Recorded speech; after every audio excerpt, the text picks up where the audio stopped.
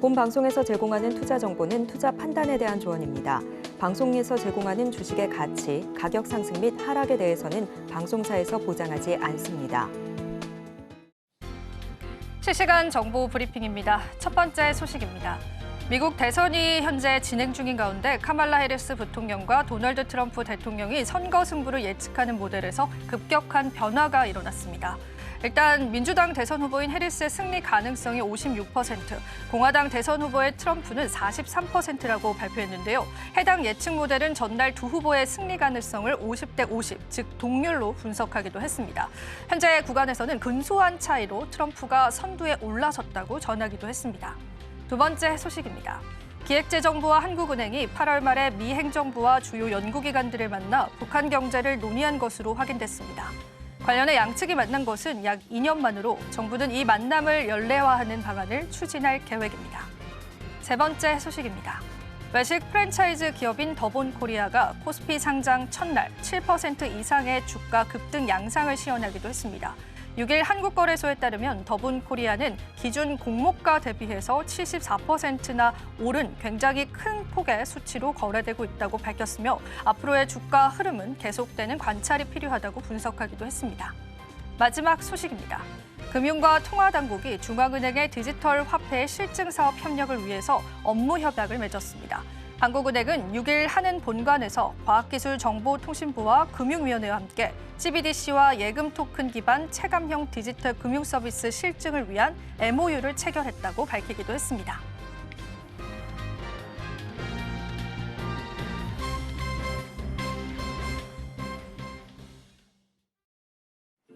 시청자 여러분 안녕하세요. 오늘장 내일장 미 대선 특집으로 함께하고 있습니다. 자, 저희가 이제 미국 대선에 관한 윤곽들이 나오면서 시장에 관한 다양한 변동성들이 현재 시현되고 있습니다. 이쯤 되면 투자자분들께서 많은 고민을 하실 것 같습니다. 실질적으로 정책이 집행되는 과정에서 시장에서 어떤 전략들을 세워봐야 할지, 그리고 지금 현재 우세론이 가득한 후보에 관한 관련 업종들은 우리가 어떤 대응책을 마련해봐야 할지 많은 궁금증들을 오늘도 저희가 함께 풀어드리겠습니다. 마감 시장까지 저희와 함께 하시죠. 자, 그렇다면 지금 현재 미 대선에 관한 경합들이 한창 진행 중인데요. 지금 현재 상황 살펴보시면서 두 후보에 관한 득표율을 한번 체크해 보겠습니다. 자, 지금 보이시는 이 지도를 보시면요. 얼마나 많은 선거인단을 획득했는지를 여러분들이 알아갈 수 있습니다. 가장 아랫단에 위치한 하와이 볼까요? 해리스가 승기를 잡으면서 4명의 투표인단을 확보했다라는 그러한 소식들 전해져 왔습니다. 자, 애리조나도 보겠습니다. 애리조나 같은 경우에는 아직까지는 뚜렷한 색상이 드러나고 있지는 않습니다. 초박빙의 겹전을 이루고 있다라고 보시면 되고요. 실제로 지금 현재 많은 여론들에서는 트럼프의 승기를 예측하고 있습니다. 그 이유 중에 하나는 경합 지역에서 트럼프가 우세했기 때문인데요. 경합 지역 쪽으로 한번 넘어가 보도록 하겠습니다. 자, 이 경합 지역 보시면은 우리가 잘 알고 있는 펜실베니아 같은 경우에는 뉴욕 아랫단에 위치하고 있는 지역인데요. 펜실베니아는 지금 정확한 득표 결과가 포착되고 있지는 않지만요. 앞서 저희가 정보를 한번 파악을 해본 결과 50.9 대 48.1%로 근소한 차이로 트럼프가 우위에 섰다라는 분석 나오고 있습니다. 자, 언제쯤 확인이 될지 모르겠지만 만약에 승리를 하게 된다면 선거인단 19명을 확보하게 되는 겁니다. 자, 다른 경합주도 살펴보겠습니다. 여기 보이시면 위스콘신과 또 미시간주도 현재 경합주에 포함이 되어 있는데요. 초박빙 예상되고 있습니다. 위스콘신은 50.7% 대 47.8%로 현재 개표율은요 70% 진행이 됐고요. 아주 근소한 차이로 트럼프가 현재 이기고 있다라고 보시면 되겠습니다.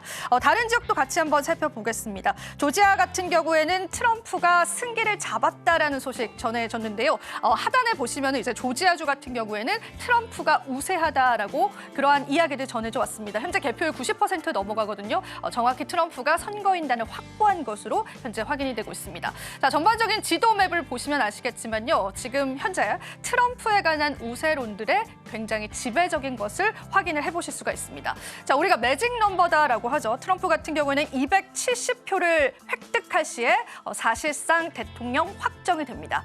저희가 방금 전에 확인을 해본 결과 트럼프 같은 경우에는 이기기까지 얼마 남지 않았습니다. 대략 한 20표 정도만 획득을 하게 된다면 이제 미 대선에 관해서 확정적인 대통령으로 사실상 확인이 되고 있습니다. 자, 이렇게 해서 저희가 또 이 시장 속에서 다양한 변수를 줄 수 있는 득표율들 실시간 현황으로 살펴보셨고요. 자, 우리는 이제 시장에 윤곽이 나왔기 때문에요. 그에 따른 대응책들이 필요할 것 같습니다. 자, 오늘 그 부분에 관해서 저희가 정확하게 풀어드릴 테니까요. 마감 시장까지 저희와 함께 하시면 되겠습니다. 자, 그럼 저희는 잠시 뒤에 다시 찾아뵙겠습니다.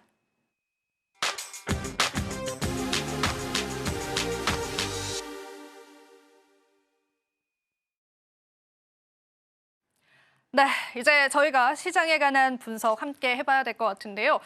일단 여론조사 결과로 보면은 이제 트럼프의 이제 당선이 사실상 확정됐다라는 그런 소식들도 속보로 현재 전해져 오고 있습니다. 자, 오늘도 이 이야기 함께 해주실 분 소개해 올리겠습니다. 이스토리의 정태근 이사님 함께 해주셨습니다. 이사님 반갑습니다. 네, 반갑습니다.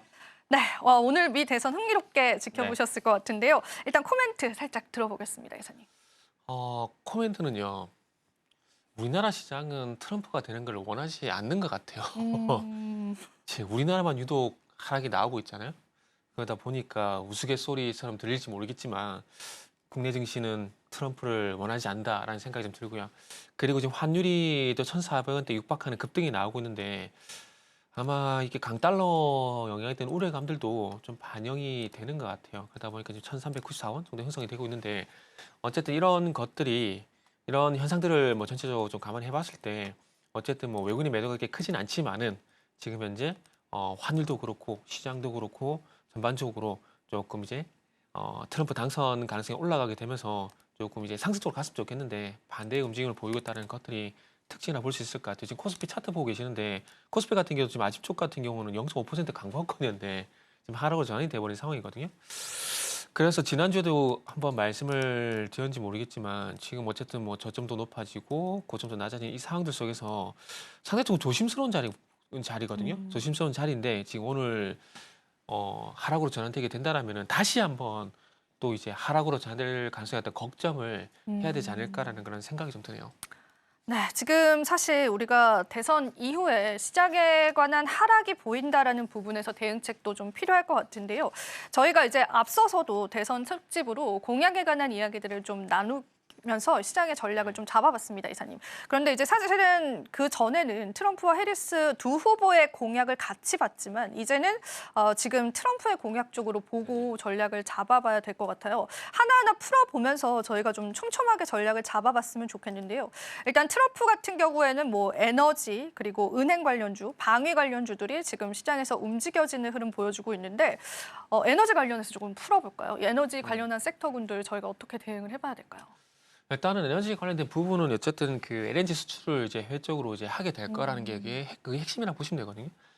근데 과거에도 한번 사례를 가져보게 된다라면은 그러니까 결국 이제 에너지 쪽에 수혜가 된다라는 것들은 우리 쪽에 정유주를 볼 수밖에 없거든요. 그럼 정유주 쪽을 보게 되면은 과거 2020년 같은 그런 정제 마진이 발생이 될까라는 부분을 우리 고민해 봐야 되는데 그렇게 될 가능성은 높지 않다라고 봐요. 그리고 참 이것도 이게 될지 안 될지 모르겠는데 그 반스가 한번 공약을 제시한 적이 있는데 이게 전기차에 반하는 디젤차 같은 경우도 이제 세액 공제를 해주자는 그런 주장을 한 적이 있거든요. 이게 보게 되면은 이제 그런 경유차, 디젤차 관련했던 뭐 그게 실현될지 않을지 모르겠지만 어쨌든 시장에서도 테마를 찾을 가능성이 있기 때문에 테마의 하나로 조금 이제 얘기를 들어줬으면 좋겠어요. 그래서 그 반스 부통령 후보 같은 경우에 과거에 그런 얘기를 했었기 때문에 디젤 관련돼서 그런 부분들을 보게 된다면 뭐 S오리언즈 이런 것들이 있긴 한데 다시 말씀드리지만 2020년도, 2021년도 같은 그런 정제 마진이 발생되지 않게 된다면 큰 의미는 둘 필요가 있을까라는 생각이 들고 그리고 지금 이제 LNG 수출을 좀 진행하게 된다라면은 인프라를 구축해야 되는데 지금 거의 지금 LNG 수출 인프라가 완성이 돼가고 있는 상황들이거든요.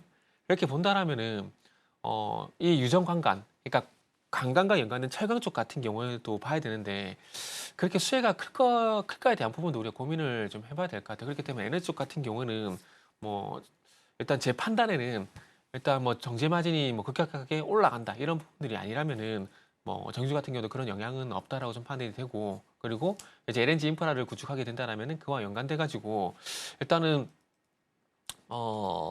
이제 철강 쪽도 중증 철강전도 봐야 되는데 그런 쪽 같은 경우는 에너지 인프라가 거의 완성이 돼가는 상황들이기 때문에 일단 수혜가 없다고 봅니다. 단지 일단은 어쨌든 그 친환경에서 화석연료 쪽으로 넘어가게 되면서 중요한 건 이제 또 셰일가스 수출 많이 하게 되잖아요. 그럼 또 유가가 떨어질 수밖에 없어요. 그럼 제조기업들 때는 원가 절감효과 이런 부분을 통해서 소위 말하는 수출 중심의 어떤 제조업 기업들 이런 부분들을 좀 봐야 되지 않을까 생각이 좀 듭니다. 요것도 다른 많은 변수들이 있긴 하지만 에너지라는 그런 측면에서 접근해가지고 수혜가 될 만한 부분들을 한번 말씀을 드려보게 된다라면은 어쨌든 뭐 화석연료 어떤 그 에너지 수출이 좀 증가를 하게 되면서 셰일가스 수출이 좀 증가를 하게 되면서 에너지 가격이 내려가야 되고 그런 부분들이 어떤 우리나라 수출 기업들의 어떤 원가 절감 효과 이런 부분들로 나타날 가능성이 일단은 그 정도 이렇게 말씀드릴 수 있을 것 같아요. 그런데 사실은 트럼프가 이제 많은 공약을 내세웠지만 사실 정말 강력하게 주장했던 게 관세 쪽이기도 했었잖아요. 네네네. 관세 부과에 관해서 우리가 어떻게 좀 대응을 해봐야 될지 좀 궁금하고 주식적으로도 좀 대응책 궁금한데요. 이사님은 네. 또 어떻게 좀 보시나요? 이 관세 부과가 만약에 현실화된다면 그에 따른 부작용들 우리가 어떻게 대응해봐야 될까요? 그러니까 단순히 그 지금 그러니까 이번에 바이든도 그렇고 트럼프도 그렇고 공통점이 뭐냐면은 일단은 관세 트럼프는 관세, 바이든은 그리고 해리스 같은 게 세액공제 이거를 통해서 기업들을 자국 내로 유치를 하겠다라는 거거든요. 그렇기 때문에 단순히 관세만 놓고 보게 된다라면은 기업들 입장에서도 해외에 있는 것보다는 미국 본토로 들어가는 게 맞거든요. 그럼 지금 뭐 이제 2차전지 기업들이 대표적으로 그렇잖아요. 현대차 같은 경우도 마찬가지 주재 법인들이 있고 그렇게 보게 된다라면은 단순히 관세만 놓고 보게 된다라면은 제가 볼 때는 큰 영향이 없다고 봅니다. 단지 그 관세 이슈를 가지고 전 트럼프를 트러블 메이커라고 좀 얘기를 하고 있는데 그 관세를 가지고 지난 2018년도처럼 미국과 중국 무역 분쟁 시즌 2를 만약에 만들게 된다라면은 그때 가서는 우리나라뿐만 아니라 전 세계 미국 빼고 글로벌 전반적인 증시가 다 안 좋을 수밖에 없습니다. 그래서 정의를 하자면 무슨 얘기냐면은 한다라는 게 중요한 게 아니라 어떻게 하냐가 중요한 거거든요. 이 관세를 가지고 만약에 우리나라만 콕 집어가지고 한국에만 관세 100% 받아라. 이렇게 된다면 문제가 되겠죠. 근데 그런 일은 없거든요. 그런 일은 없기 때문에 우리나라는 안심을 해도 된다고 생각이 드는데 단지 말씀드리고 싶은 부분은 관세 부과를 할 건데 어떤 방식으로 누구를 대상으로 할 것인가. 그래서 그걸로 해서 잡음이 크게 발생이 될 것인가. 그게 중요하다 봐져요. 그리고 관세 같은 경우는 결론적으로 이제 정의를 하자면은 또 영향이 없다라고 생각이 드는데 왜냐하면은 지금 지난 트럼프 정권부터 이제 바이든 정부를 이어오게 되면서 계속해서 지금 중국을 제재를 하고 있잖아요. 그렇기 때문에 거기에 연장성산이라 보게 된다라면은 2018년도였던 미국과 중국 무역 분쟁이 지속이 되고 있다고 보게 된다라면은 단순히 관세만으로는 영향이 없지 않나라고 말씀을 드리는 게 맞지 않을까 생각이 드네요. 관세에 관한 그런 우려감들은 생각보다는 그렇게 많지는 네네. 않다라고 봐야겠네요. 그러면은 저희가 조금 더 좁혀볼게요. 그러니까 IRA랑 반도체 칩스법에 관해서 굉장히 부정적이었던 트럼프였습니다. 근데 만약에 이거를 사실 폐지를 본인이 한다고 해서 쉽게 되지는 않겠지만은 이 부분에 관한 영향력들도 있을 것 같은데 타격 없을까요, 이사님? 그러니까 이게 또 결국 걱정인 거죠. 일단은 먼저 걱정이라고 봐야 돼요. 지금 이제 상원은 또 이제 공화당이 거의 장악을 했다는 속보가 나오고 지금 있는데, 그게 너무 불안하더라고요. 네, 그죠. 네. 그래서 소위 말하는 하원까지 장악을 하게 되면서 레드웨이브가 완성이 되게 된다라면은 말씀하신 그런 우려감들이 분명히 있다라고 봐야죠. 왜냐하면은 일단 어쨌든 이 법 관련된 부분은 어쨌든 의회 승인을 받아야 되고 그리고 미국 같은 경우는 단계가 되게 복잡해요. 되게 복잡하기 때문에 트럼프가 이렇게 결정에 따라서 바로 반영되지는 않습니다. 이런 것들이 결정을 하게 되고 하원 상원을 받고 그리고 나서 뭐 대통령 승인까지 가져가는 그런 여러 가지 일단 단계가 있고 이거는 레드웨이브 완성됐을 때 할 수 있는 부분들이고 그와 반대로 이제 또 민주당에서 만약에 딴지를 걸게 된다라면은 또 연방법원에도 소송 걸 수 있는 그런 장치도 많기 때문에 지금은 말 그대로 트럼프의 입이 무서운 거지. 일단은 쉽사리 뭔가 바뀐다 이런 거는 너무 과도한 우려감이라 봐야 될 것 같아요. 단지 트럼프 쪽으로 많이 바뀌게 된다라면은 아무래도 힘을 친환경 쪽으로 실어줄까요? 그건 아니라고 보거든요. 자 보세요. 지난 정부도 마찬가지, 이번 윤석열 정부도 마찬가지지만 자 보세요. 지난 그 문재인 정부 같은 경우도 보세요. 그린 뉴딜이라는 얘기를 하게 되면서 그쪽으로 힘이 확 쏠려서 가버렸잖아요. 그리고 나서 윤석열 정부가 들어오게 되다 보니까 윤석열 정부가 들어오게 되면서 신재생 쪽이라든지 그린 뉴딜이 아닌 탈탈 원전 쪽이 갖고 원전 쪽으로 힘이 확 쏠리는 모습들이 나왔었잖아요. 그러니까 그런 것들이 이제 일종의 현상이고 그리고 그런 것들이 현사됐을 때 주가가 하락할 수 있기 때문에 그런 걱정 때문에 일단은 문제가 되는 것들이지 뭐 달라지는 건 없다라 봐야 돼요. 그리고 자 대표적으로 텍사스 한번 예를 들어볼게요. 걱정을 안 해도 그 신재생 쪽 완전히 처리할 수 없는 부분들을 뭐 또 말씀드리면은 자 텍사스 같은 경우는 아시다시피 공화당 텃밭입니다. 근데 그 텍사스 넓은 그 사막에 태양광 패널을 쫙 깔아가지고 친환경 정책을 하고 있고 그게 돈이 돼요. 근데 그걸 다 걷어낼까요? 그러면 이게 표심이 뒤집어지는데 정치인은 표가 상당히 중요한데 그리고 또 마찬가지로 뭐 2차 전지 같은 경우도 물론 뭐 민주당 텃밭 쪽에 많이 그런 시설이 깔린 부분들이 있지만 어쨌든 갈 수밖에 없는 방향이라고 봅니다. 그렇게 본다면은 분명히 이제 트럼프를 지지하는 공화당 텃밭에서 마찬가지 그런 시설들이 있단 말이죠. 근데 그런 것들을 계속 가져갈 수밖에 없습니다. 그리고 반대로 뭐 민주당 우세 지역이라 하더라도 만약에 LNG 인프라를 통해서 이런 인프라를 통해서 지역 경제가 발전을 하게 되고 그런 것들이 지역민들이 좋게 이루어지게 된다라면은 또 민주당 쪽에 쉽게 LNG 인프라 이런 것들을 쉽게 또 걷어내지 못해요. 그렇기 때문에 이 말씀을 왜 드리냐면은 그래서 시장에서 만드는 것들은 그 자금의 쏠림 현상에서 소외가 되다 보니까 주가가 못 가거나 하락을 하는 것들이지 그쪽 쪽으로 직접적인 피해는 안 간다라고 보는 게 맞다고 생각을 하고 있어요. 그렇습니다. 전략들 저희가 좀 받아봤고요. 일단 지금 현재 미 대선 개표 진행상 잠깐 코멘트 해드리자면요. 미시시피주나 루이지애나 그리고 조지아주에서도 트럼프 승기 잡았다라는 속보들 들려오고 있습니다. 전반적으로 붉게 지금 물들고 있다라는 그런 관점에서 본다면 트럼프 대선이 사실상 거의 확정이 됐다라는 분위기 연출되고 있습니다. 그래서 더 전략이 지금 시점에선 중요해 보이는데요. 일단 지금 시장을 좀 보니까요. 네. 좀 안타까운 부분들은 시가총액 상위 종목군들의 급격한 급락인 것 같습니다, 이사님. 네네. 특히나 현대기아차와 같은 자동차 관련 대장주들도 오늘 시장에서 하락을 하면서 지수를 좀 하방으로 이끄는 것 같은데 이쪽 섹터에 관한 전략들은 어떻게 잡아보면 좋을까요? 그러게요. 자동차는 좋을 때도 안 가고 또 이런 그러게요. 걱정 나오니까 또 안 가고. 네. 그러니까 결국 이 문제가 그 보호무역주의 결국 이 문제인 것 같아요. 그러니까 예전 근데 이게 오바마 때부터 이게 시작이 된 거거든요. 그러니까 자국 우선주의. 그러니까 미국 그러니까 예전에 지금 이런 비유를 하게 되면 또 웃을지 모르겠는데 예전에 우리나라도 신토불이 있었잖아요. 우리 동산을 먹자. 그런 거 있었죠. 맞아요. 너무 너무 옛날 괜히 얘기한 것 같아요.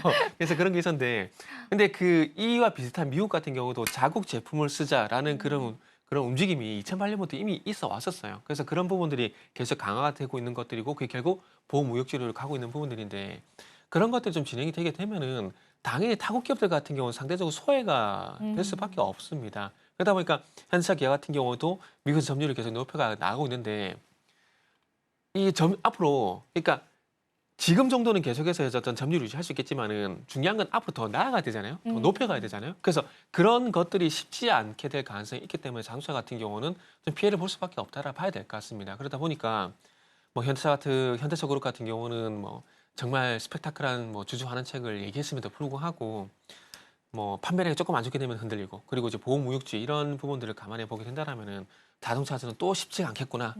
이래나 저래나 자동차는 또 쉽지 않겠구나. 그런 생각이 들어요. 그래서 뭐 여담이지만은 만약에 현대차 그룹이 미국에 있었다라면은 이런 생각을 해보게 되면 현대차는 아마 제가 봤을 때는 50만 원 넘게 갔을 거라 봅니다. 그렇죠. 그런 얘기 저희가 네. 지난번에도 나눴었는데 전반적으로 자동차 업종들도 굉장히 안 좋다라는 부분들에서 우리 증시 체력이 정말 약하구나 그런 생각 네네. 좀 또 한 번 느끼게 되는 것 같아요.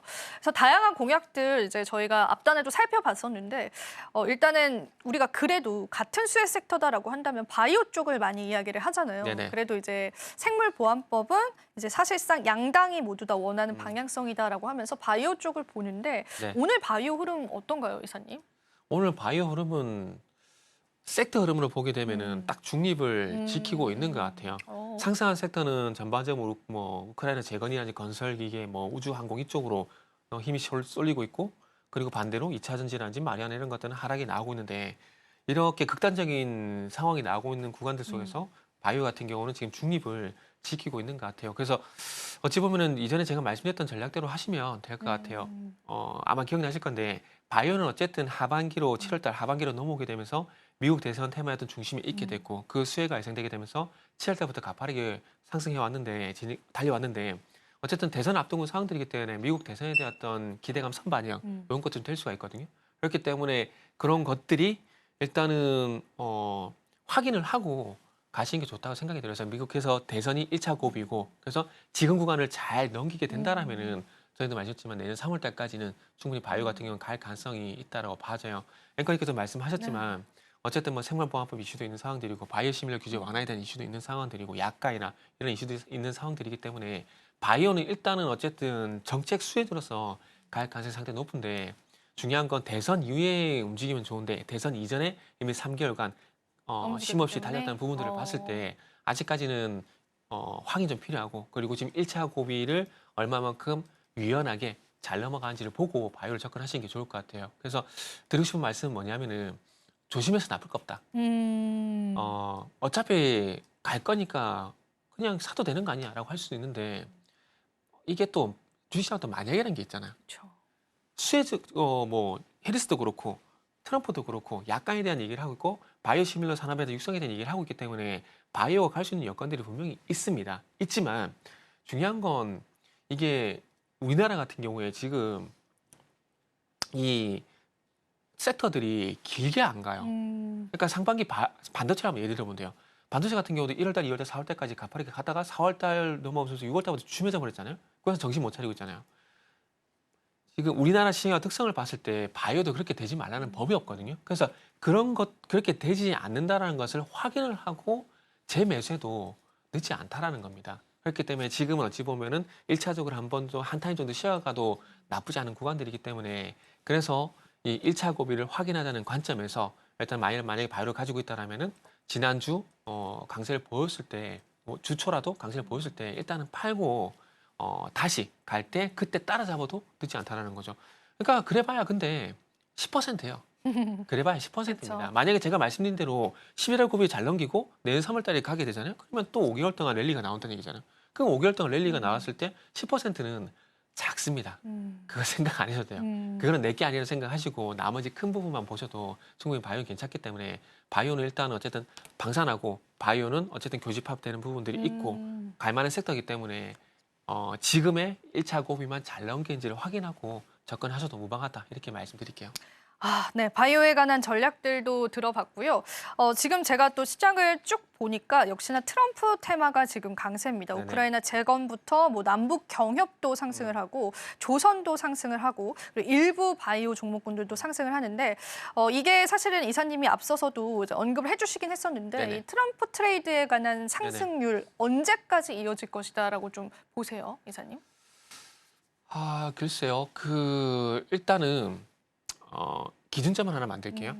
대선 이전에 만약에 바이오를 예를 들게 되면은 7월 달부터 수혜주가 예상되면서 가파르게 달려온 것들은 조금 이제 대선 이후에 트럼프가 된다는 가정을 했을 때 대선 이후에 힘이 한 1, 2개월 정도 이후에 힘이 좀 빠질 가능성에 대한 염두에 두시는 게 좋을 것 같고 그리고 대선 다가오게 되면서 강세를 보였던 섹터들 같은 경우는 대선 이후에도 좀 지속성이 있을 가능성이 높다라고 좀 보시는 게 그래요? 네, 좋을 것 같아요.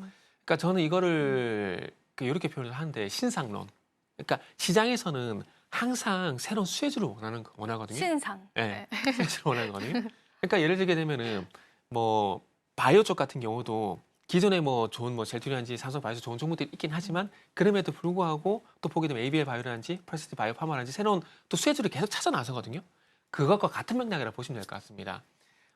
트럼프가 되던 뭐 해리스가 되던 기존에 우리가 기대를 가졌던 이게 수혜주가 될 거야라고 했었던 이 종목들도 물론 좋아요. 그러나 대선이 끝나게 되게 되면은 그게 구체화가 되잖아요. 그러면 구체화가 되게 되면서 직접적으로 수혜가 된 종목이라든지 우리가 보지 못했던 새로운 수혜주가 또 나올 가능성이 높거든요. 그러면 시장에서는 그쪽으로 또 자금 쏠림 현상이 나올 가능성이 높기 때문에 그런 측면에서 좀 말씀을 드리다 보니까 대선 이후에 새롭게 좀 언급이 되는 쪽으로 일단 보는 것도 좋지 않을까 생각이 들고 그러다 보니까 7월달 상반기에서 하반기로 넘어오게 되면서 강세를 보였던 종목이라든지 수혜가 예상되게 되면서 강세를 보였던 섹터라든지 종목들 같은 경우는 그런 측면에서 봤을 때 다른 종목들 대비해서 좀 힘이 빠질 가능성이 있다라고 말씀을 드린다라고 이해하시면 될 것 같습니다. 네, 저희가 지금 실시간으로 계속 속보를 여러분한테 알려드리고 있는데요. 사실상 트럼프 후보가 펜실베니아에서만 선거인단을 확보하면 대통령 당선 확정이다라는 그런 속보들 현재 나타났습니다. 득표율 80% 넘어섰기 때문에요. 저희 방송 중에 실질적인 대선에 관해서 대통령 확보에 관한 이야기들 나올 수 있다는 부분들 같이 염두에 두면서 실시간으로 저희가 시장 대응 한번 해보면 좋겠습니다. 자, 앞서서 이 트럼프 트레이드에 관한 전망 말씀해 주셨는데 그렇다면은 해리스 트레이드에 관한 이런 하락세 언제쯤 좀 마무리가 될 수 있을까? 그 부분도 궁금합니다. 지금 계속해서 이제 가정이라는 만약이라는 조건을 깔고 계속 말씀해야 되는데 만약에 지금 상황만 보게 되면은 트럼프가 유리한 건 트럼프가 유리하다기보다는 해리스가 불리한 건 사실이에요. 일단 그렇게 생각하는 부분을 많은 전문가들이 설명해 주셨겠지만 그냥 간단하게 말씀을 드리면 우리가 매직 넘버 얘기하잖아요. 270석. 270석. 막 얘기하고 있는데 해리스 같은 경우는 아시다시피 펜실베니아만 가져가게 되면은 사실상. 매직 넘버 그냥 갖고 가는 거예요. 근데 만약에 해리스가 가져가지 못하게 된다? 그러면은 이제 해리스 같은 경우는 한국 축구처럼 또 경우의 수를 따져야 되는 그런 상황이 되는 거죠. 그러다 보니까 언론도 그렇고 뭐 증권방송도 그렇고 펜실베니아 얘기 나오는 게 그 연유라 보시면 될 것 같아요. 그래서 지금 어쨌든 펜실베니아가 트럼프 쪽으로 유리하게 가고 있기 때문에 트럼프가 된다는 가정을 깔고 말씀을 드릴 수밖에 없다라는 점 이해를 좀 해주시고요. 그러다 보니까 트럼프가 아닌 해리스 쪽을 보게 된다라면은 지금 오늘 저는 대표적으로 뭐 마리아나라든지 낙테라든지 이쪽은 대선 끝나고 나면은 그냥 끝이라고 보는 게 맞아요. 그러면서 영원히 좀 소외가 된다라고 보시면 될 것 같아요. 예를 들게 되면은 잘 보세요. 우리나라 같은 경우도 뭐 총선을 하던 대선을 하게 되면은 소위 말하는 대선 같은 경우에 가장 먼저 반응하는 게 뭐죠? 인맥주죠.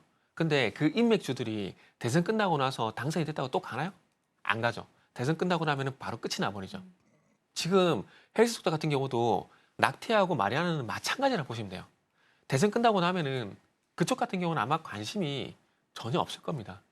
그렇기 때문에 혹시라도 대선 끝나고 나서 뭐 현대약품 같은 뭐 낙태 관련 주라든지 마리아나 관련 오성 첨단 소재 같은 마리아나 관련 종목들 같은 경우에 혹시 갖고 계시다면은 대선이 끝났기 때문에 그 종목들은 어쨌든 대선 테마였잖아요. 대선 끝났기 때문에 더 이상 모멘텀이 없어요. 그럼 그런 종목들은 매도를 수익이든 손실이든 상관없이 매도를 일단 하는 게 저는 맞다라고 보고요. 그리고 이렇게 좀 먼저 말씀드릴게요. 그럼 기다린다고 올라오지 않는다라는 거네요. 아니면 엄청난 기다림들이 필요하다라고 보시는 거네요. 해리스가 다시 나오는 게 아니라면은 가망성이 있을까요? 다시 나오려면 또 4년, 5년을 기다려야 하는 그런 시스템이기 때문에. 힐러리도 도전했었다가 더 이상 안 나오잖아요.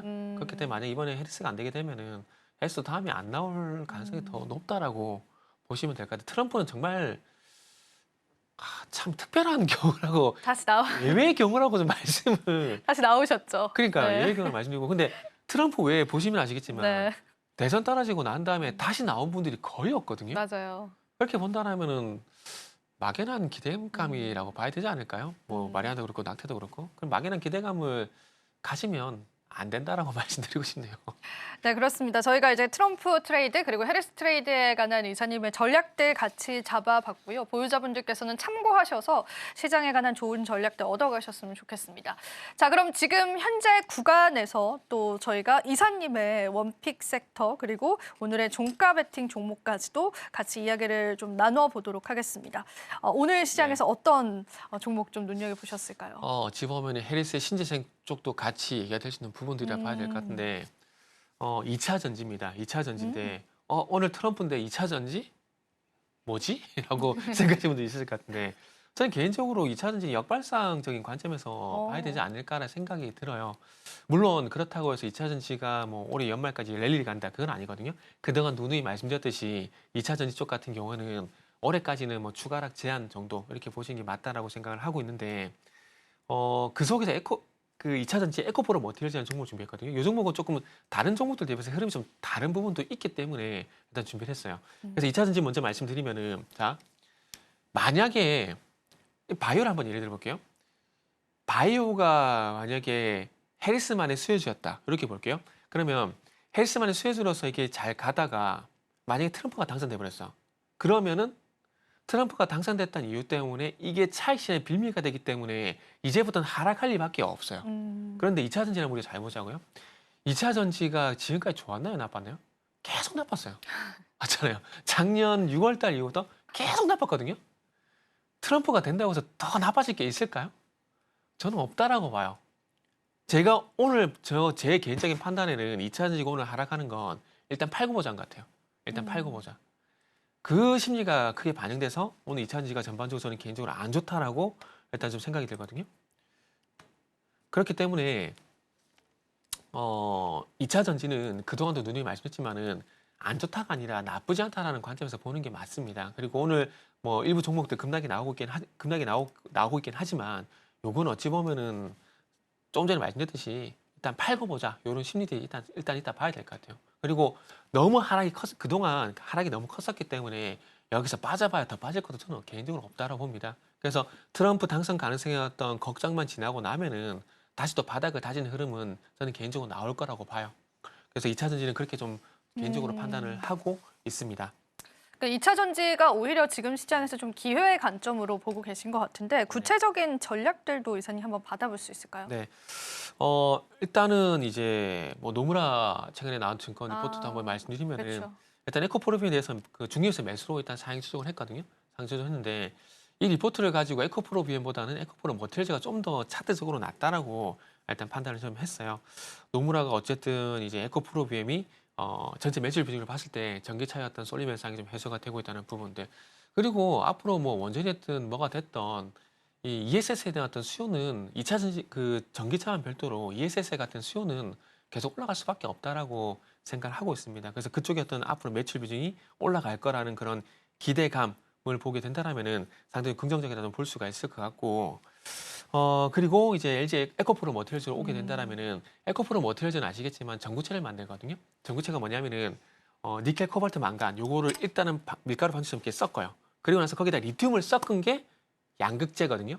그래서 전구체는 리튬을 섞기 전 양극활 물질이라고 보시면 될 것 같아요. 그래서 이 전구체를 에코프로비엠 쪽으로 이제 의존을 좀 많이 납품을 많이 하게 되고 의존이 좀 더 상당히 높았었는데 한 80% 정도 되는데 어쨌든 LG 에너솔루션이라든지 외부 고객 쪽으로 이제 외부 고객 사형 쪽으로 일단 전구체 판매가 일단은 증가하고 있다는 부분들, 그리고 3분기 컨퍼런스 콜을 통해서 아시겠지만은 신규 고객사 2곳을 일단 확보했다라는 점, 이런 부분을 봤을 때 어쨌든 외부 판매 비중, 그러니까 매출서 다변화 이런 부분들이 이루어지고 있다는 부분들이 일단 에코프로 머티리얼즈의 어떤 장점이다, 최근에 좋아지고 있는 부분이다라고 볼 수가 있을 것 같아요. 그리고 최근에 뭐 섣불리 판단하기 좀 이르지만은 오늘 아마 2차 전지 하락으로 해서 뭐 탄산리튬 가격이란지 니켈 가격 이런 부분의 변동성이 나올 가능성이 있긴 하지만, 그럼에도 불구하고 니켈 가격 같은 경우에도 최근에 15,000달러 부근에서 일단 추가 하락이 좀 주춤해졌다는 부분들, 이런 부분을 봤을 때 원가율 안정화 이런 부분도 기대가 되기 때문에 한번 에코프로 머티리얼즈 오늘 당장 매수하지 않는다고 하더라도 한 이틀에 3일 정도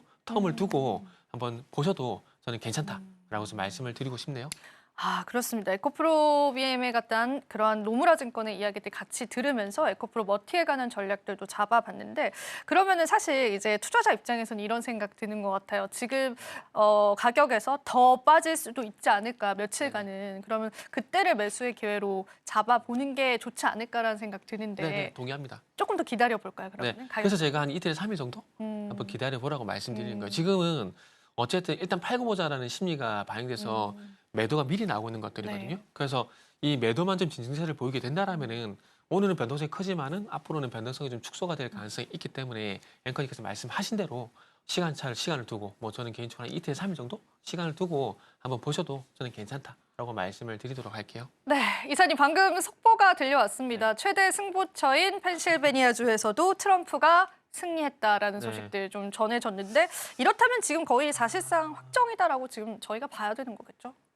네, 일단은 사실상 확정이라고 보는 게 맞네요. 그렇죠. 지금 이제 펜실베니아뿐만 아니라 거의 이제 민주당 텃밭이라고 할 수 있는 맞아요. 위스콘신 같은 경우도 지금 트럼프가 이기고 있거든요. 맞아요. 그러면 사실상 해리스는 졌다라고 보는 게 일단 맞는 것 같아요. 그래서 지금 트럼프도 승리 연설을 하기 위해서 좀 이동 중이라고 그러거든요. 그래서, 아이고, 네. 그래서 지금 펜실베니아, 아이고 해리스, 이렇게 되면 해리스가 일단은 졌다라고 보는 게, 일단은 조금 전에도 말씀했지만은 펜실베니아 만약 이지 못하게 되면 해리스는 경우의 수로 따진다고 말씀드렸잖아요. 그래서 아직 경우의 수가 남은 상황이기 때문에 트럼프가 이겼다라기보다는 해리스가 질 가능성이 더 높아졌다. 이렇게 일단은 저는 좀 말씀을 드릴게요. 네, 사실 저희가 앞서서 개표 방송 진행했을 때까지만 해도 살짝 박빙이었거든요. 뭐 계속되는 격차는 있었지만, 근데 이제 그 당시에 득표 개표율이 80%였는데 지금은 특별한 변수 없이 지금 트럼프 최대 승부처인 펜실베니아에서도 승리했다라는 소식들도 전해졌습니다. 자, 그러면은 이제 트럼프 트레이드에 조금 한 발 더 집중을 해보겠습니다. 마지막으로 이사님, 저 네. 원전 쪽 관련해서 일단 원전의 규제를 확 풀겠다라는 그런 네네. 발언을 하기도 했는데, 물론 앞서서도 저희가 전략을 받아보긴 했지만 의사님의 의견도 좀 궁금하거든요. 네네. 어떻게 되는 원전 같은 경우는 긍정적으로 봐야죠. 음. 긍정적으로 봐야 되는 부분들이고 이게 결국 트럼프도 이제 원전 확대에 대한 얘기를 하는 상황이거든요. 맞아요. 그렇기 때문에 우리가 기존에 알고 있는 뭐 LNG 관련돼 가지고 뭐 LNG 관련돼서 이제 인프라뿐만 아니라 원전 쪽 같은 경우도 뭐 긍정적으로 볼 수 있을 만한 부분이 있는 것 같아요. 일단은 어쨌든 지금 트럼프가 원전 얘기를 했고 그리고 지금 아시겠지만 빅테크 기업들 뭐 아마존이나 구글 같은 기업들이 어쨌든 SMR 이런 통해서 전력 확보를 하려고 하고 있잖아요.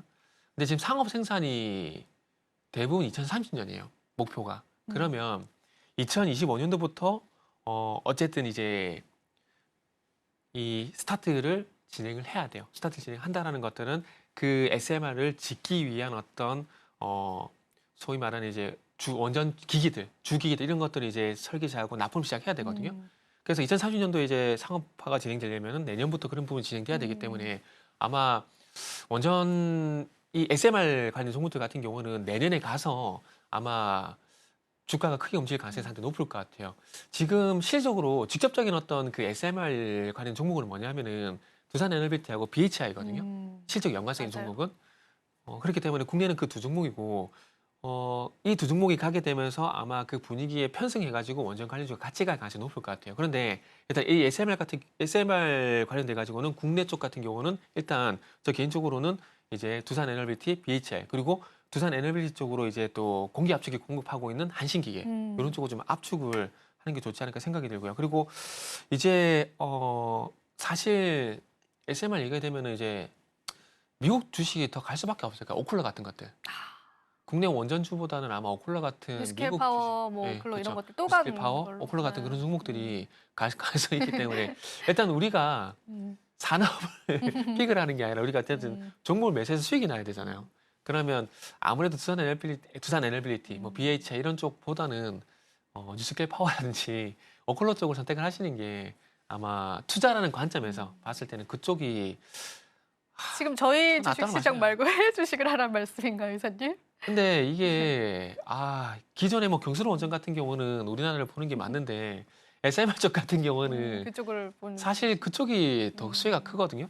그리고 지금 두산 에너빌리티 같은 경우도 지금 이제 SMR 설계 기업들 쪽으로 이제 컨택을 계속 하고 있어요. 하게 되면서 한 62개 정도 모듈 수주를 받기 위해서 지금 계속해서 수주를 받으려고 계속 컨택을 하고 있는데 근데 그 SMR 설계 기업이 우리 한정 기술이 아니잖아요. 맞아요. 그다음에 이렇게 해외 쪽이다 보니까 SMR 쪽에서 내가 한번 수익을 내보겠다라고 하게 되면은 뭐 솔직하게 말씀드리면은 미국 주식을 할 수밖에 없을 것 같아요. 그래서 그 미국 주식들이 가게 되면서 그 낙수 효과를 인해 가지고 우리나라 관련 원전 관련 종목들이 가게 되면은 정말 다행이다.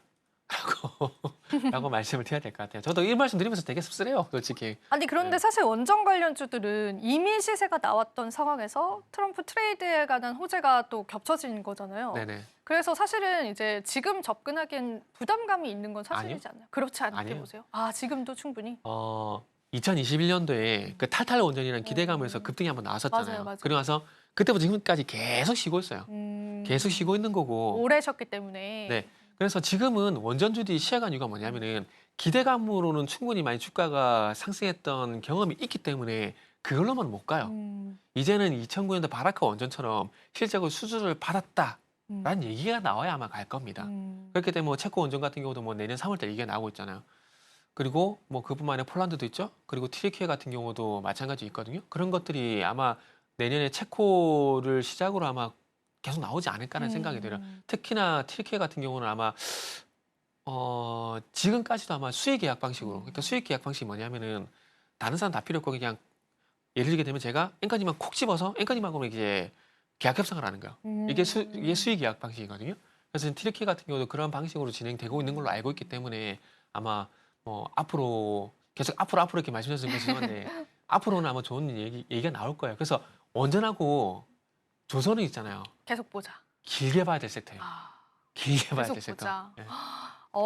저희가 또 전략 잡아볼 때 이제 고점 부담감보다는 저희가 계속되는 그러한 흐름들 지켜볼 수 있다라는 그런 이야기들까지 또 같이 해주셨습니다. 자, 그러면 이제 저희가 지금 시점에서 또 트럼프 당선에 관한 속보들도 계속 나와주고 있는데요. 우리 시장 같은 경우에는 어떤 흐름들 보여주고 있는지 마감 시장을 같이 체크를 해보시면 좋을 것 같습니다.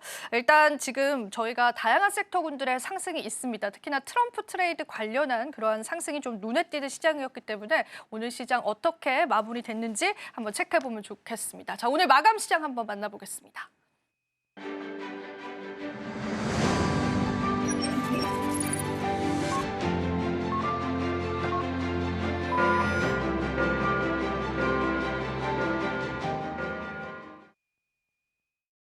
네, 우리 국내 증시 오늘 마감 짓는 흐름들 같이 한번 살펴볼 텐데요. 자, 마감 시장 일단 살펴보니까 코스피 지수 같은 경우에는 0.7% 하락 마감했고 또 코스닥 지수는 마이너스 1%가량의 하락세로 현재 마감 지었습니다. 참 이게 사실은 좀 씁쓸한 부분들이 있는 게요. 제가 글로벌 증시를 같이 봤는데 지금 일본 니케이 지수도 2%가량 상승을 하거든요. 뉴욕 증시도 간밤에 상승 마감을 했습니다. 중국 증시도 약보합 상승 흐름 보여주고 있는데 지금 우리 시장이 또 약세가 보여진다라는 부분에서 약간의 의문점도 들고 또 국내 증시 체력에 관한 역시나 안타까운 마음도 좀 드는데 왜 이렇게 글로벌 증시 대비해서도 이 미 대선을 진행 중인 과정에서 국내 증시 좀 약하게 마감이 됐을까요, 이사님? 우리나라는 지금 해결을 해야 될 문제가 상당히 많죠. 뭐 대표적으로 국내 쪽 같은 경우는 금투세 문제. 일단은 야당 대표가 얘기는 했지만 네. 이게 결정될 때까지는 안심을 할 수가 없어요. 이번 달 중반 정도 되게 되면은 기재부에서 세법 개정안 관련 가지고 이거를 제출할 겁니다. 제출하게 되면은 이제 의회에서 국회에서 이거를 이제 승인을 받아야 금투세 폐지가 결정이 되는 거거든요. 그리고 이제 해외 쪽을 보게 되면은 대선 쪽을 보게 된다라면은 물론 가는 섹터도 있겠지만은 또 이제 피해 섹터 이런 일이 나오잖아요. 근데 지금 수혜가 되는 섹터보다는 만약에 트럼프가 됐을 때 수혜가 되는 섹터보다는 피해가 예상되는 섹터의 어떤 시가총액이 더 커요. 그러다 보니까 상대적으로 이렇게 도태가 될 수밖에 없는 부분들이 있죠. 그리고 또 하나, 삼성전자. 우리나라는 어쩔 수 없어요. 삼성전자가 가야 지수가 가는 건데 대장주가 지금 별다른 모멘텀을 못 찾고 지금 방황을 하고 있잖아요. 그렇기 때문에 이런 것도 아마 영향이 있다라고. 우리 삼성전자 그 어떤 수혜주도 되지 못했던 삼성전자 오늘도 하락으로 마감이 지어졌습니다. 오늘 0.5% 하락으로 마감하네요. 네, 안타깝네요. 내일도 이러한 분위기가 계속 이어질지 시청자분들 궁금해하실 것 같아요. 내일 저희가 장 시작할 때쯤이면 완전 확정될 것 같거든요. 네네, 그렇죠. 대선에 관해서. 그래서 이제 국내 증시에 끼치는 영향력이 소강이 되면서 좀 안정화 국면이 나올지 아니면은 이러한 또 불안성들이 계속 이어질지 내일 시장 좀 종합적으로 좀 어떻게 보세요? 요거는 2차 전지 말씀드리면서 잠시 언급을 드린 것 같은데 오늘 어쨌든 팔고 보자. 미리 일단은. 매를 맞은 부분들이 있기 때문에 아마 오늘 같은 변동성은 최소한 안 나올 가능성이 높다고 봐야 될 것 같아요. 그래서 봐야 될 것 같아요. 어쨌든 시장에서 뭐 지수는 어쩔 수 없지만 어쨌든 트럼프가 만약에 당선이 확정되게 된다라면은 시장에서 뭘 할까요? 포기를 할까요? 또 아니거든요. 트럼프 수혜주를 또 찾아 나갈 찾기 바쁘겠죠. 그죠? 높아요. 그렇기 때문에 어쨌든 지수는 안 좋지만은 종목별로 봤을 때 그런 종목들을 찾아 나서게 되고 그 종목들이 강세를 보이게 되면서 일정 부분 그런 흐름들이 지수를 좀 방어할 가능성이 높기 때문에 아마 오늘 같은 그런 하락은 그래서 안 나올 가능성이 저는 개인적으로 높다라고 좀 말씀을 좀 드리고 싶네요. 그렇기 때문에 너무 걱정하지 마시고 항상 그렇게 하셔야 됩니다. 이게 저는 개인적으로 주식을 잘하는 사람은 어떤 사람이냐고 말씀드리면은 그러니까 눈치 빠른 사람. 그러니까 빨리빨리 교체 매매 잘하는 사람들. 그러니까 시장 상황에 따라서 네. 가는 섹터가 있으면 그쪽을 빨리 따라잡고 힘이 빠지게 되면 빨리 탈출해가지고 또 순환매에서 가는 섹터에 있으면 또 빨리 따라잡고 이거 잘하는 사람들이 주식을 잘하는 거거든요. 근데 이거를 왜 말씀드리냐면은 오늘 어쨌든 또 뭐 2차전지 관련해서 또 힘이 좀 빠지고 시장이 좀 흔들렸지만 내일 쪽이 되게 되면은 또 시장에서는 그대로 포기하는 게 아니라 또 조금 전에 말씀하셨지만은 수혜주를 또 찾아 나서게 되고 그쪽도 강세는 흐름들이 나올 거기 때문에 어떤 섹터가 또 그런 흐름이 나올지에 대한 부분들을 미리 찾는 것도 중요하지만 어쨌든 시장에서 결정을 해줄 거예요. 그렇기 때문에 그런 결정이 나오게 되면은 그쪽으로 우선 발빠르게 올라타는 그런 전략을 가져가시는 게 좀 좋을 것 같습니다. 그래서 이 코로나 때처럼 2020년도 같은 그런 편안한 장세는 좀 기대하기 힘들 겁니다. 지금은 어쨌든 귀찮고 좀 바빠야 됩니다. 난이도 있는 시장이네요. 계속되는. 그렇죠. 네, 조금 귀찮은 투자자 입장에서는 좀 편안한 매매가 아니라 좀 귀찮은 투자를 할 수밖에 없는 국면인 거죠. 귀찮은 투자 여러분들 덜 귀찮을 수 있게 저희가 항상 이렇게 좀 도움 드리고 있기 때문에 전략 대응 저희랑 같이 짜보시면 좋을 것 같고요. 마지막으로 이사님 그 가상화폐 쪽 이야기를 조금 해보고 싶습니다. 사실 네. 트럼프 트레이드의 이제 완전 독보적인 그런 섹터다라고 하는데 이쪽 섹터에 관한 흐름들 연속성도 좀 궁금하고 오늘 관련주들의 흐름들도 좀 있었는데 저희가 마지막 코멘트로 조금 깊이 있게 좀 달아볼 수 있을까요? 가상화폐 쪽 같은 경우는 물론 오늘 관련된 종목들이 일단 반응이 나오긴 있어요. 반응이 나오고는 있거든요. 네. 그렇죠? STO 관련된 종목들 마찬가지고 오늘 갤럭시와 머니터리가 23%, SM이 10%. 근데 이렇게 끝나지 않을까요? 이게 끝입니까? 네. 만약에 트럼프 수혜가 돼서 가상화폐 가게 된다라면은 가상화폐가 가지 않을까요? 관련주보다는 그런데 오늘 23%나 또 급등이 나와준 그렇죠. 거는 네, 상당한 맞아요. 큰 폭으로 오른 거거든요. 그러니까 중요한 건 뭐냐면은 저게 지속성 있게 계속 가느냐 안 가느냐. 지속성이 중요할 것 네, 같아요. 그게 중요한 거잖아요. 그런데 경험상 지금 뭐 갤럭시와 머니터도 마찬가지고 우리 기술 투자도 한번 차트를 좀 보게 되면은 이게 과거에도 비트코인이 강세를 보였던 때가 있잖아요. 그래서 그런 측면에서 한번 해석을 해서 한번 우리 기술 투자 차트를 보게 되면은 계속 신고가는 안 갔거든요. 보시면은 2018년도 같은 경우에 한 10,000원 정도 갔다가 꺾이고 2021년도 같은 경우도 한 13,000원까지 갔다 꺾이고. 그러니까 이렇게 될 가능성이 높다라는 거죠. 그래서 자 이렇게 말씀드릴게요. 지수가 가면은 지수 레버지 ETF라든지 지수 ETF가 확실하게 가는 것처럼 가상화폐가 가게 되면은 가상화폐 ETF라든지 아니면 차라리 가상화폐를 매수하는 게 맞다라고 봅니다. 이 가상화폐가 변동 상당히 크기 때문에 투기를 조장할 수 있지만 그런 식으로 접근이 아니라 비트코인이나 가상화폐 같은 경우도 사이클이 있어요. 잘 가면 못 가는 시기가 있고 못 가면 더 잘 가는 시기가 있거든요. 그러면 만약에 트럼프가 당선이 되게 된다라면 어쨌든 웃긴 건 트럼프도 가상화폐 갖고 있잖아요. 저러면 안 되는데 가지고 있잖아요. NFT도 하십니다. 그러니까요. 네. 본인도 갖고 있잖아요. 저러면 안 네, 되는 맞아요. 저러면 안 되는데 갖고 있잖아요. 네. 그러면 미국 대통령도 가지고 있는데 우리가 안 할 이유가 있나요? 우리는 규제가 또 강하기도 하고. 네, 그렇죠? 알긴 한데 그래도 그 속에서 방법을 찾을 수밖에 없다고 봅니다. 그래서 지금은 어쨌든 한번 그러니까 직접 투자를 안 하더라도 비트코인이라든지 막 이더리움이라든지 이런 것들 그러니까 뭐 이게 듣보잡이라고 하면 좀 어폐가 있는데 조금 모르는 코인도 있잖아요. 그런 네. 것들은 하지 마세요. 그런 건 진짜 도박입니다. 그런 것들이 아니라 우리가 뭐 대표적으로 말할 수 있는 그 가상화폐들 있잖아요. 비트코인이라든지 이더리움 이런 것 있잖아요. 이런 것들은 그래도 제가 봤을 때는 앞으로 살아남을 가능성이 상당히 높다고 봅니다. 도태되는 가상화폐도 분명히 나올 거라고 보거든요. 그래서 그 가상화폐들의 차트를 한번 잘 보세요. 보시고 적어도 좀 바닥을 다지고 적어도 추가락이 좀 제한되는 흐름들이 나오고 있기 때문에 어떤 그 시간에 대한 투자한다? 시간에 대한 투자? 맞지 뭐지? 시간에 대한 투자를 한다. 그러니까 하락기에는 피했다가 좀 상승기로 넘어가고 올라갈 것 같은 그런 생각이 든다라면은 그 시간을 가상화폐를 시간을 가지고 투자를 하게 된다라면은 그런 것도 충분히 저는 승산이 있다고 봅니다. 그렇기 때문에 뭐 앵커님 말씀하신 대로 뭐 갤럭시 머니터리라든지 그쪽 하실 분은 하셔도 상관없어요. 하셔도 상관없는데 어차피 가상화폐가 가게 된다라면은 가상화폐를 보는 게 저는 맞다라고 보거든요. 그래서 그런 관점에서 말씀을 드리는 거니까 한번 이 가상화폐 흐름들도 한번 체크를 해보시는 것도 경험상 좋지 않을까라고 말씀드려야 될 것 같네요. 네. 관련주에 관해서는 저희가 장기적인 흐름은 또 어렵다라는 분석도 해주셨습니다. 자, 이제 저희가 미 대선 특집을 마무리해봐야 될 것 같습니다. 저희는 내일 계속되는 좋은 전략들 이어가 보도록 하겠고요. 오늘도 도움 말씀 주신 이사님께 감사 인사 드려보겠습니다. 이사님 고맙습니다. 네, 감사합니다. 네, 저희 본 방송에서 제공해드리는 정보는 투자 판단에 대한 조언일 뿐입니다. 가치 판단 상승 하락 보장하고 있지는 않다는 점 다시 한번 유의 부탁드립니다. 내일도 저희는 미 대선 특집 이어가도록 합니다. 여러분들에게 다양한 투자 전략들 준비하고 오겠습니다. 자, 오늘도 시청해주신 여러분 고맙습니다.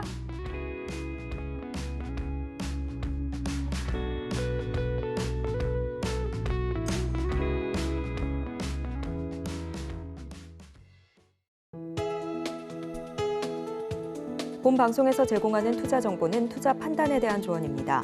방송에서 제공하는 주식의 가치, 가격 상승 및 하락에 대해서는 방송사에서 보장하지 않습니다.